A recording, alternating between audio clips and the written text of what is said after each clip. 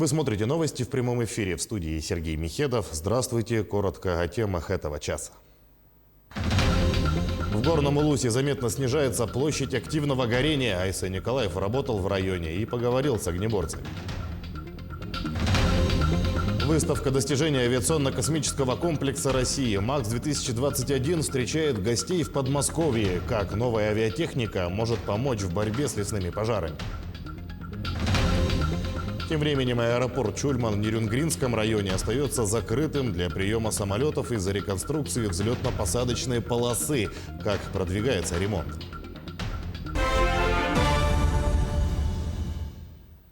В Горном Улусе заметно снижается площадь активного горения. Об этом сообщил глава республики во время работы в Горном. Айсен Николаев посетил очаги у сел Кюрелях, Бескюэль и Асыма. На передовой встретился с огнеборцами. Ежедневно там пожары тушат по 600-700 человек. Айсен Николаев отметил, что основные силы брошены на борьбу с двумя пожарами в районе села Магарас. В этом направлении уже достигнуты серьезные успехи. Один из очагов будет локализован до конца этой недели. Продолжается опашка и встречный отжиг. Из-за этого в Якутске наблюдается задымление. После отжига один из крупных пожаров, действующий в наибольшей близости к городу, будет локализован, а впоследствии и ликвидирован, подчеркнул глава. По другим пожарам, если говорить, то вот Кептин, Юрт, там вот несколько тоже пожаров есть. По ним тоже маневрирование идет. В принципе, мы видим, что тоже вопрос уже, по крайней мере, площадь активного горения уже значительно сократилась за последние 4 дня.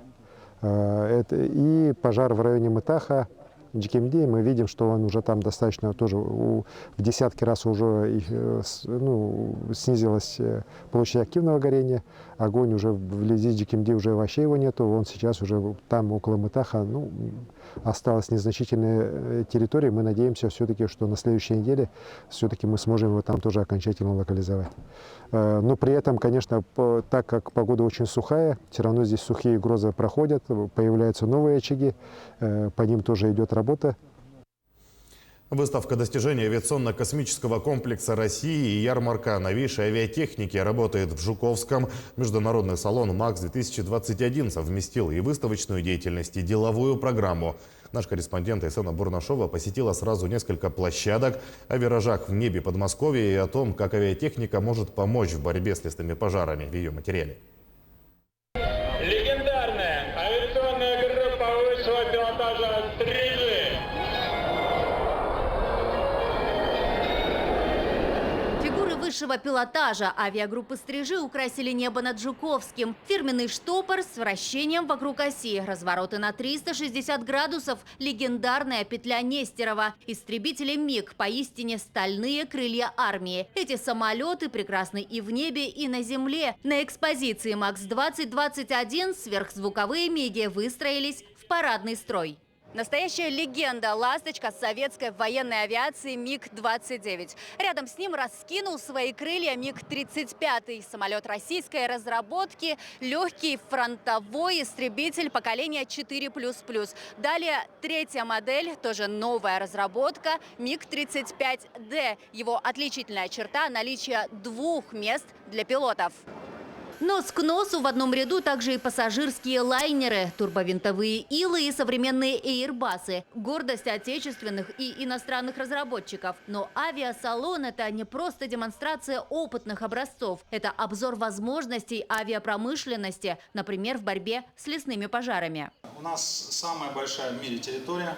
We have the huge territory, the biggest in the world. Очень низкая плотность населения и также низкая транспортная доступность. В борьбе с огнем одним из самых эффективных считается самолет Б-200. Уникальная возможность взлета и посадки. Заправка водой как на аэродроме, так и на водоеме. В режиме глиссирования почти под 200 км в час Б-200 способен забирать в баке 12 тонн воды за 14 секунд. Именно такая модель самолета работала в Якутии. По словам главного конструктора, парк Б-200 будет расширен. Сейчас по стране их насчитывается 12. Мы с МЧС мы работаем над этим. Сейчас, как строится еще в данный момент 2 самолета.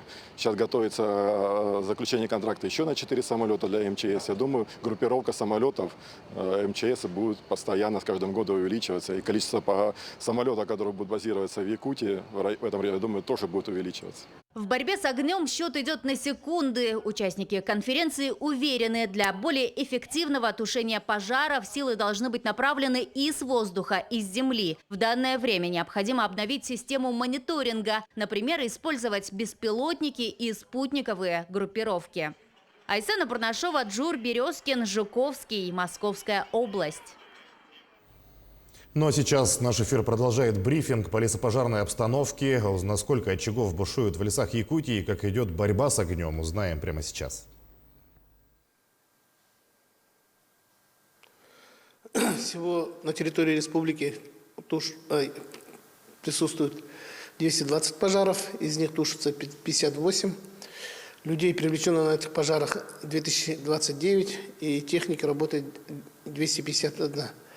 Локализовано за сутки 17 пожаров, ликвидировано 15, вновь обнаружено 2 пожара. Из авиационной техники работали вся техника, которая базируется на территории республики. В частности, вертолеты Министерства обороны работали при переброске людей. Самолеты Б-200 Министерства чрезвычайных ситуаций применялись на тушение природных пожаров в Нюрбинском и Сунтарских районах. Самолеты Министерства обороны Ил-76 работали в 44-м пожаре Сунтарского района. Самолет Ан-26 «Циклон» работал на горном и центральных районах республики. Сегодня угроза населенным пунктам и объектам экономики отсутствует. Пришел долгожданный дождь, и мы надеемся, что по мере прохождения дождей количество пожаров уменьшится. Спасибо. Такова обстановка в лесах на это утро, а мы идем далее и продолжаем авиационную тему. Авиасообщение с курортами Египта возобновится с 9 августа, сообщает российский оперштаб по борьбе с коронавирусом. Самолеты начнут курсировать по маршрутам Москва-Хургада и Москва-Шарм-эль-Шейх. Таким образом, с августа увеличат количество рейсов в Египет с частотой 5 рейсов в неделю на каждом маршруте, говорится в сообщении. Дальнейшее решение об увеличении числа рейсов по данным маршрутам будет принято по результатам визита российской делегации в Египет для оценки эпидобстановки. А сейчас новость для тех, кто еще не получил вакцину от коронавируса. Желающие могут вакцинироваться препаратом «Спутник Ви» сегодня и завтра в Якутской городской больнице номер 3. Первый и второй компоненты вакцины имеются в наличии.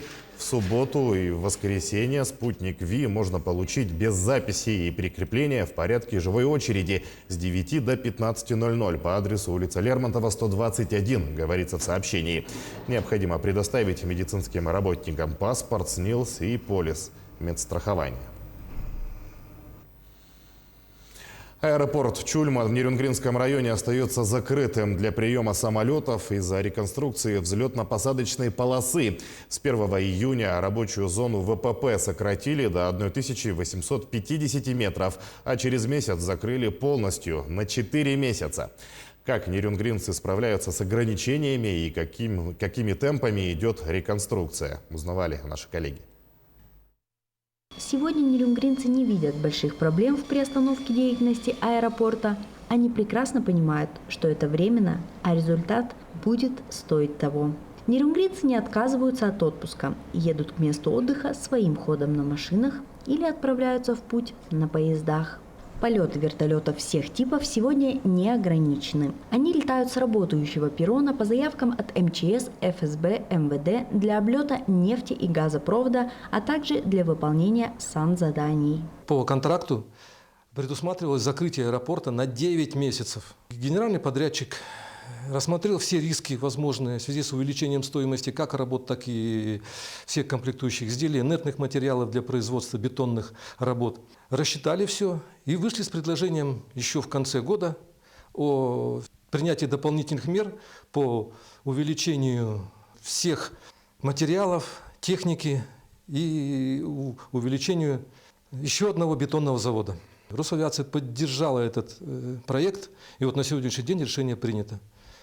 В целях сокращения расходов на 2022 год, а также уменьшения простоя аэропорта Нерюнгри, принято решение всего на 4 месяца закрыться вот именно в этом периоде.